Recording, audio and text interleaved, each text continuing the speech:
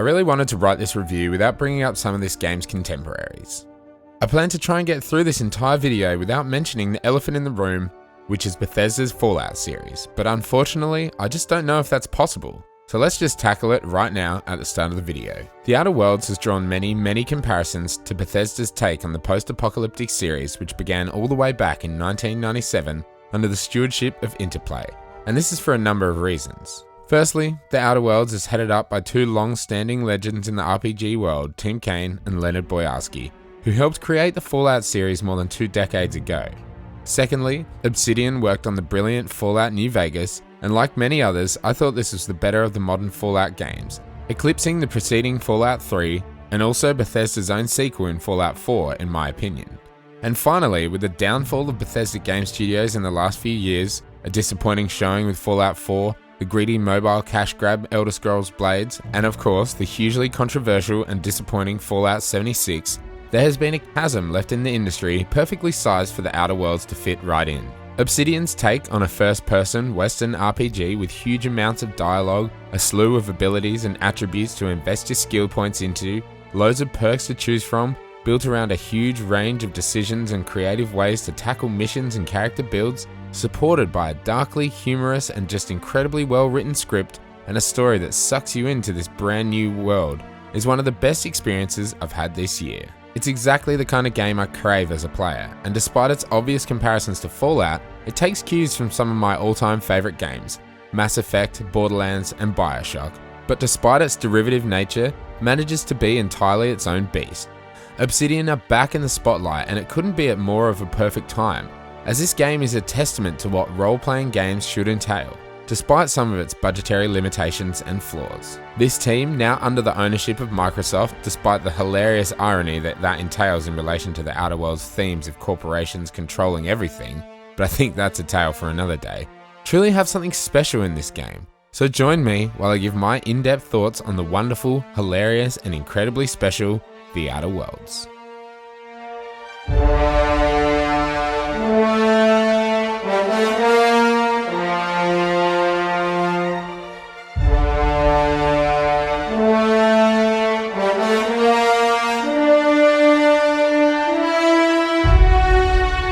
For the uninitiated, The Outer Worlds is a science fiction role-playing game set in the far reaches of space in the Halcyon system, an Earth colony far from our home solar system, controlled by a group of corporations known as the Board. The system is entirely built around these corporations, and they seep into every single thing you do within the Outer Worlds.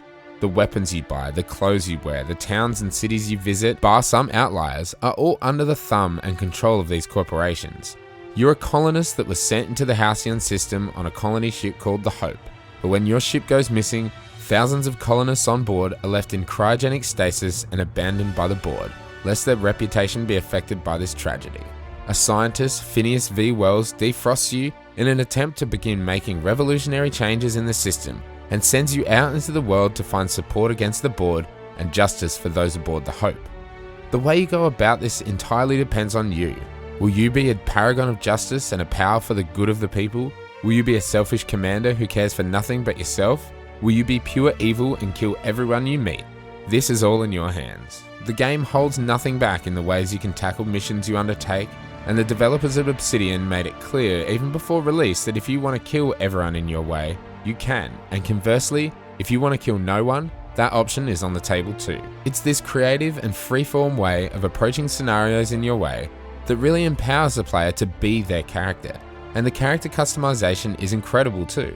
Visually customizing your colonist is great and gives you a host of cool options to create your perfect character. Hair and facial hair, makeup, scars, it's all there like in most RPGs, but I like the limits you can take some of these, especially the hairstyles and colours, which I find are all too often too simple or occasionally hideous in games like Fallout or Mass Effect, to name just two. When creating your character at the start of the game, you are given a small amount of points to spend on your overarching attributes like strength, dexterity, intelligence, perception, charm, and temperament, which are locked in for your entire playthrough, but can be buffed or debuffed with consumable products. And not only can you have average, good, or very good stats, you can siphon these attributes in order to spend more on others to have below average scores.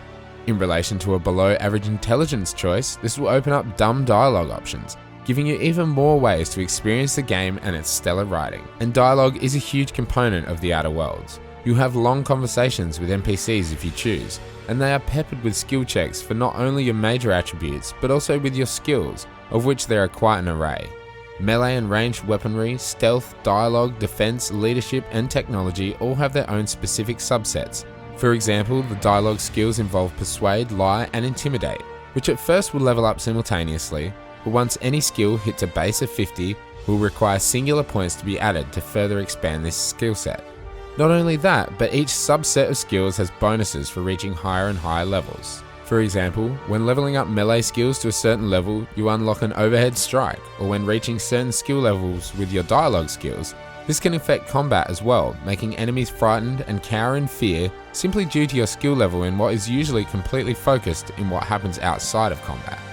When leveling up your lockpicking skills high enough, you'll start to see the contents of locked crates even before unlocking them, and the list goes on. Every single point you assign to a skill has meaning, and can change the way you perform in the game, and it means that you're constantly thinking about what you should level up next, where your focus should be, and what stats to entirely leave out to make your character build exactly what you want it to be.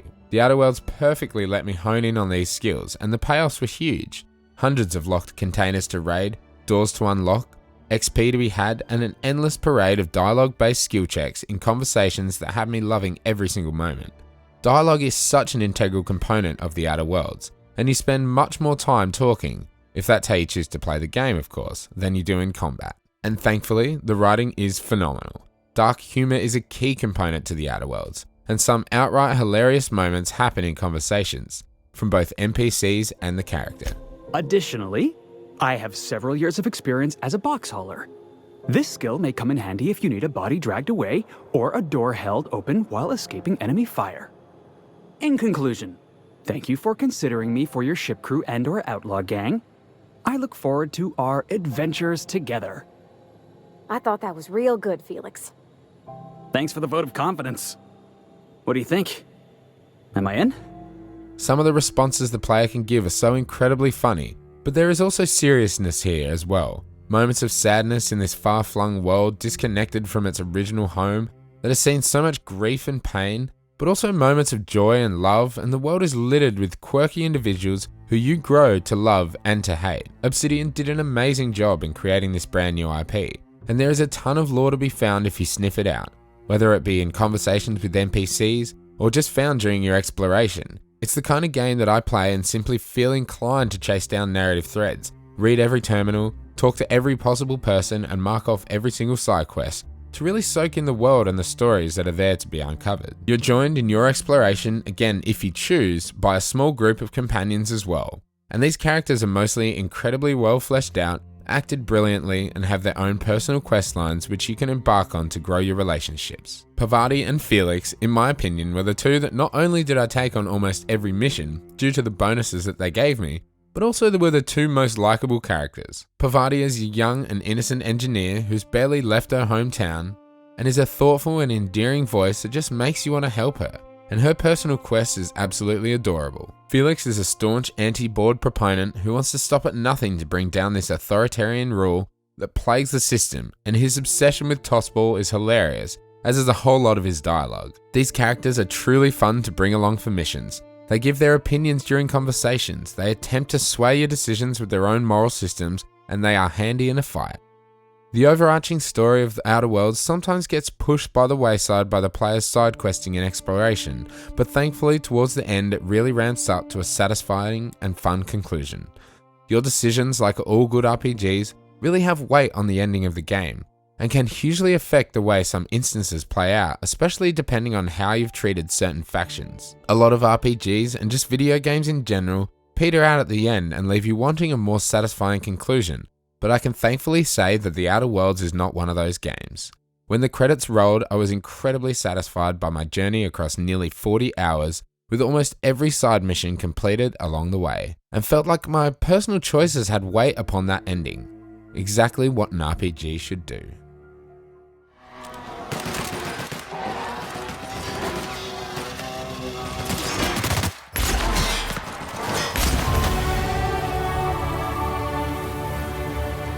In a harsh and unforgiving land like the wilderness of the Outer Worlds' main planets, dialogue, although very important, is not all you'll be undertaking throughout your time in Halcyon. And although the combat in the Outer Worlds is more than passable for a game of this genre, it unfortunately suffers from repetitiveness and a severe lack of enemy types and combat encounters. The weaponry at your disposal, from one-handed to two-handed melee weapons to a whole host of guns including pistols, revolvers, long-range rifles, assault rifles, grenade launchers and plasma carbines, among others, is actually quite impressive and allows the player to really hone in on a style of combat that they prefer. 4 weapon slots gives you the option to have an arsenal at your disposal with different status effects for different situations, especially with melee weapons having fire, shock or corrosive modifiers to help tackle different combat encounters. I personally really enjoyed being in battle with the enemy and focused heavily on the close quarters melee weaponry skills, with long guns being a secondary option depending on the enemy. But enemy types are incredibly limited, with small packs of marauders or wild creatures being the main focus of combat when exploring the discrete maps of Terra 2 and Monarch in particular. I really liked getting into fights, but I found on medium difficulty at least that these encounters were over quickly and didn't pose much of a challenge. The game's difficulty can be ramped up to hard or the game's top tier supernova to increase the challenging combat, but even so, the lack of interesting enemy types throughout most of the game was one of the Outer Worlds' biggest flaws. On a more positive note, when it comes to modifying, tinkering and upgrading your arsenal, I found this a lot of fun, especially due to the fact that the tinkering mechanic allows you to find a weapon that you really enjoy using and continue leveling it up to match your current skill and the enemies around you. Additionally, being able to add scopes, extended magazines, damage modifiers and other parts to your weapons kept me interested in the weaponry that I found in my journeying. There are also science weapons which range from the previously advertised shrink ray to much weirder and inexplicable items that, although they were interesting to use at first, served little purpose in combat and were somewhat of a letdown when it came to actually utilizing them in a fight. A science-focused character build may find significantly more joy out of these weapons, as their damage and effectiveness scales dependent on your science skill, but personally they were fun to collect but weren't in my loadout for much of the game at all. There is also a slowdown time mechanic called Tactical Time Dilation, which is somewhat analogous to VATS from the Fallout series, but definitely not as satisfying. Initially, TTD just gives you a window to line up a clear shot and that's about it. But the further you progress your skills, you unlock weak point detection, which can be incredibly handy in a pinch or when facing the game's more imposing enemies, and gives the player the opportunity to blind or stagger enemies. As I personally focus so heavily on melee weapons, I found I barely use this mechanic, but it may come in handy for, say, a long-range sniper build and would definitely be more important on those tougher difficulties. Overall, I liked the complexity of the choice of weapons and upgrades, and the combat was always fun to be involved in and smooth to play considering this game is far from a first-person shooter. But the lack of enemy types and interesting encounters that make you think tactically and approach in different ways was something that hopefully with a bigger budget, the team at Obsidian can really make something special when they eventually get around to making a sequel to The Outer Worlds.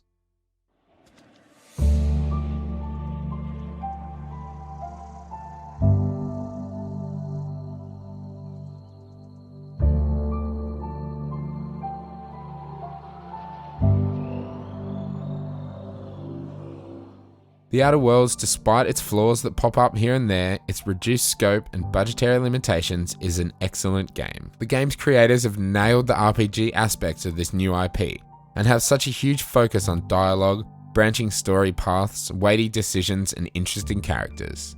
The writing is second to none, the game's tone never buckles, and it makes it feel really like a cohesive experience.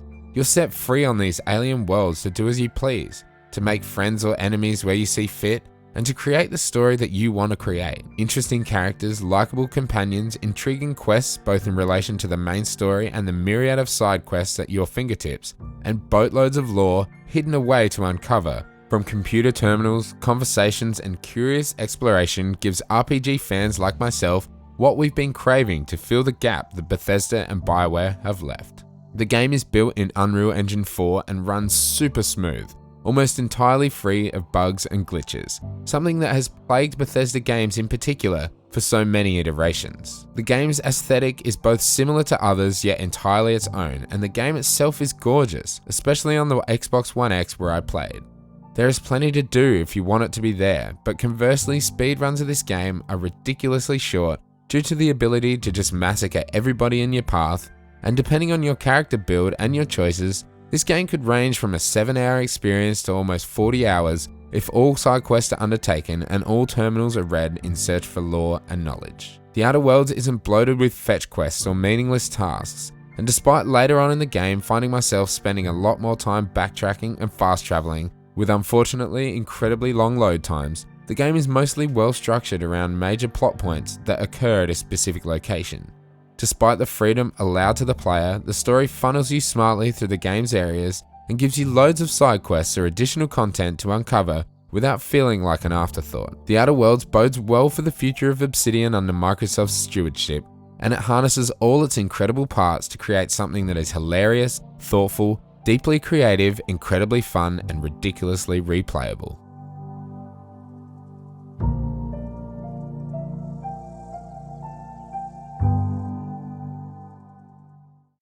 What did you think of The Outer Worlds? If you enjoyed it, or if you didn't, drop a comment below and let me know.